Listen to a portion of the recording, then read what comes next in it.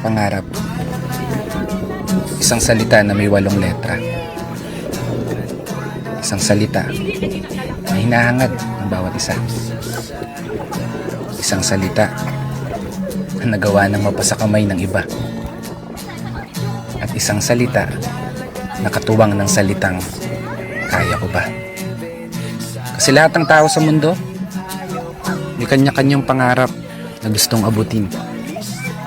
Mahawakan yung mga bagay na palaging laman ng hiling.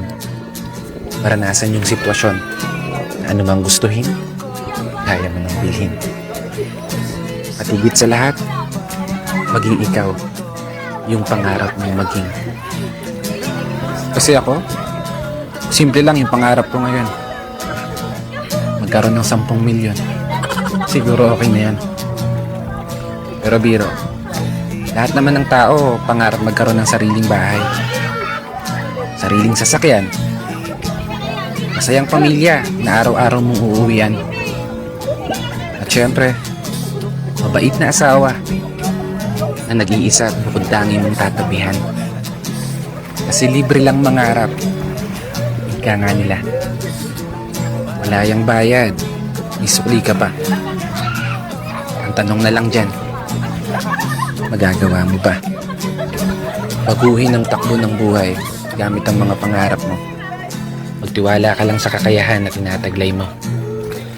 At higit sa lahat, maniwala ka lang na kaya mo. Balang araw, magugulat ka na lang.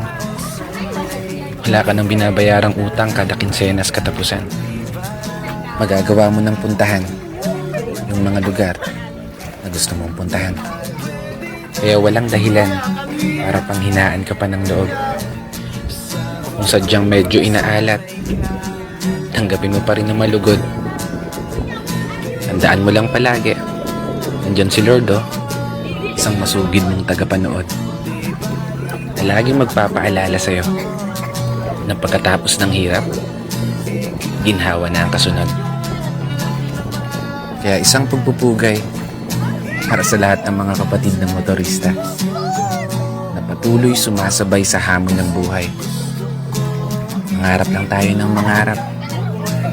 Ilang araw tayo naman na magtatagumpay.